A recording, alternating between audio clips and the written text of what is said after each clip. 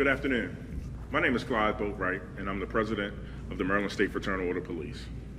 Last week, over 400 delegates, representing more than 20,000 active and retired police officers who are members of the Maryland State Fraternal Order Police, voted unanimously to endorse former Governor Larry Hogan for the United States Senate.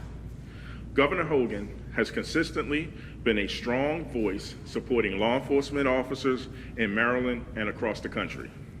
When police officers are subjected to malicious and universal condemnation, Governor Hogan never failed to support our profession with his words and his actions. He has always recognized that defunding the police is not the way to make our officers better.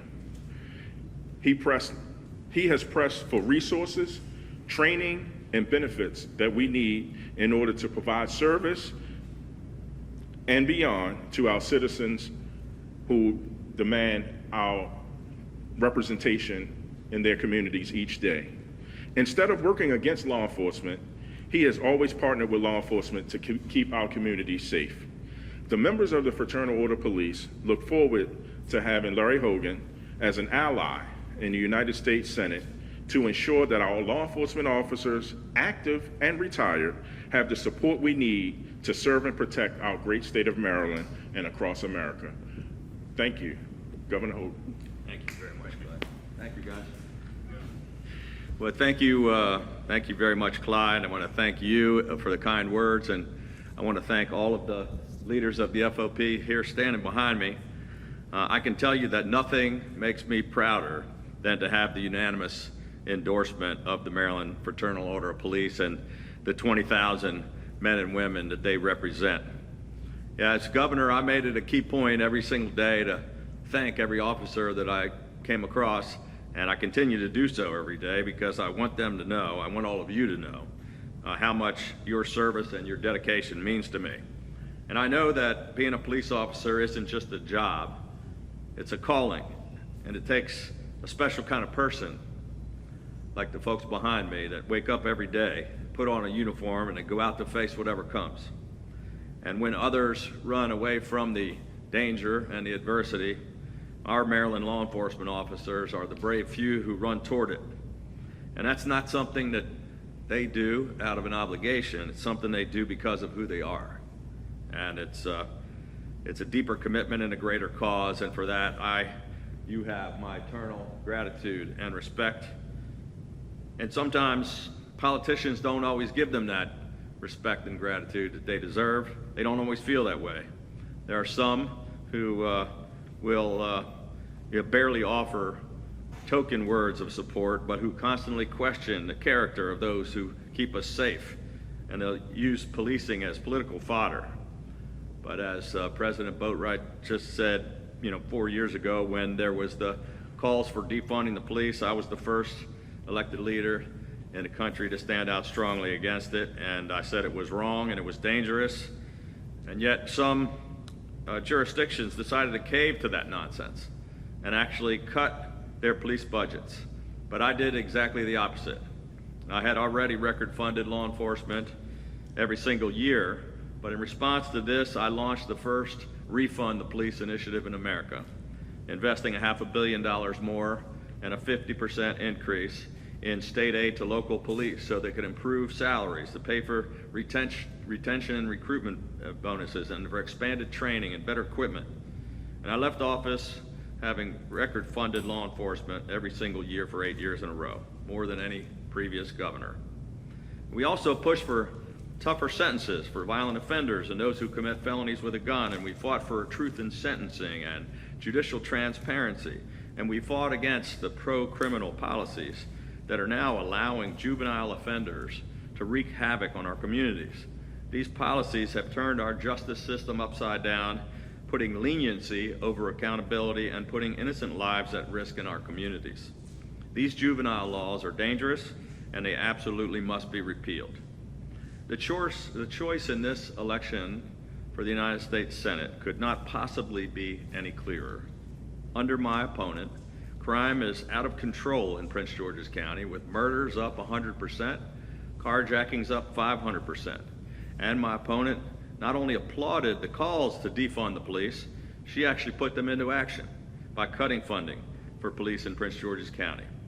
And I enacted the Safe to Learn Act, requiring and funding school resource officers in every high school in the state, and she supports taking security personnel out of the schools. My opponent supports abolishing cash bail, which would release defendants accused of violent crimes back onto the streets. And while I killed legislation in Annapolis that would have made Maryland a sanctuary state, Prince George's County is Maryland's largest remaining sanctuary jurisdiction that refuses to cooperate with federal law enforcement. Under these policies, violent criminals, sex offenders, violent gang members who are here illegally, and my opponent has refused to inform federal law enforcement who have requested detainers on these violent felons.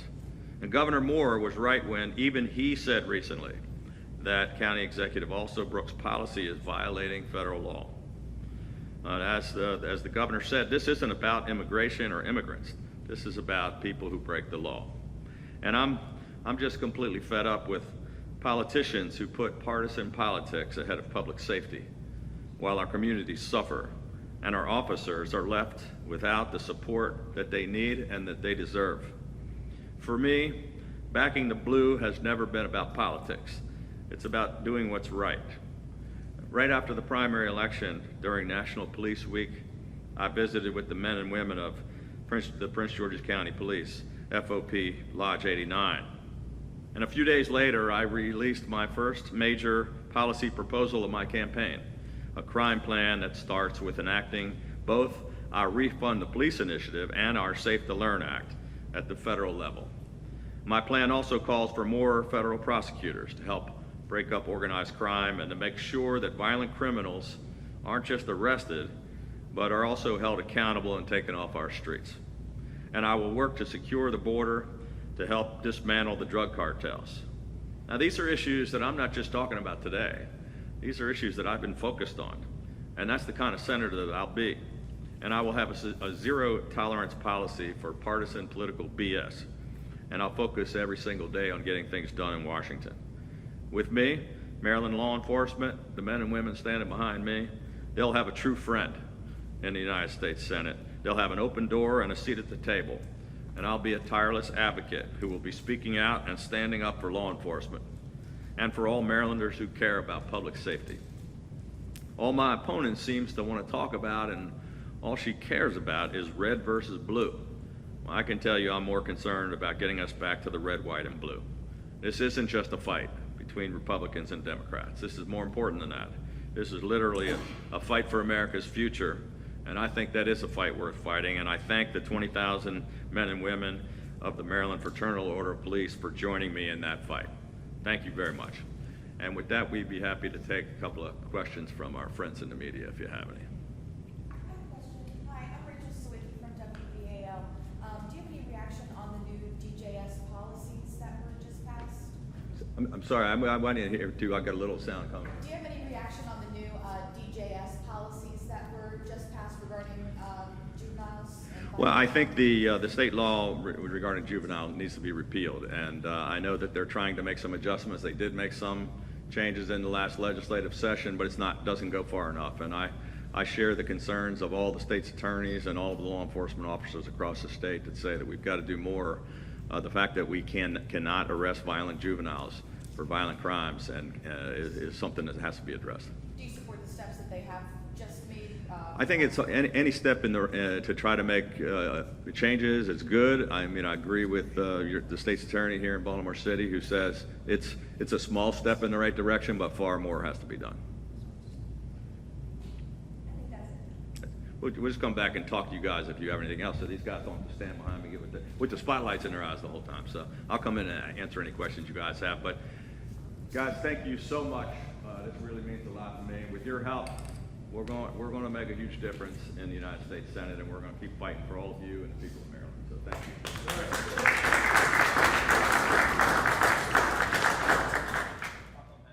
I wanted to go back really quick to the DJS policies.